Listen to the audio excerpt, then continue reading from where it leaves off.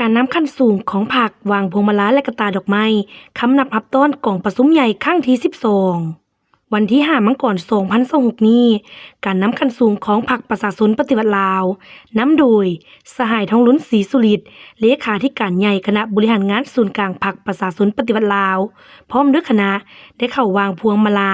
อยู่อนุสาวรีย์นักรบนิรนามดาวแดงและวางกระตาดอกไม้อยู่หอพิพิธภัณฑ์ไก่สอนพรหมวิหาร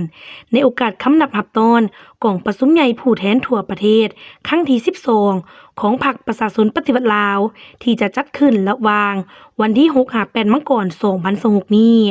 การวางพวงมาลาในครั้งนี้เป็นการแสดงถึงความเคารพรักความกตัญญูรู้บุญคุณถึงคุณงามความดี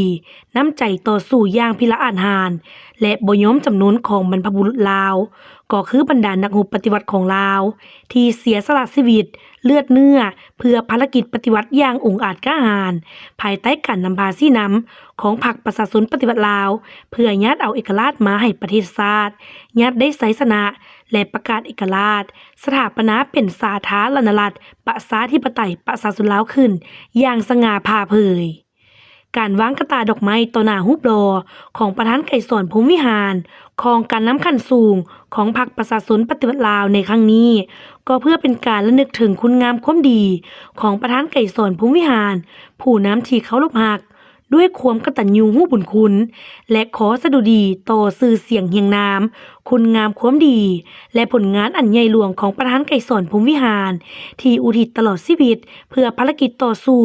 ญาติเอาเอกราชแห่งชาติอิสรภาพมาให้ประชาชนนำพาปฏิบัติ2หน้าที่ยุทธศาสตร์คือปกปักรักษาและสร้างสาพัฒนาประเทศชาติก็คือภารกิจเป็นแปลงใหม่รอบด้านมีหลักการของพรรคอย่างมีไส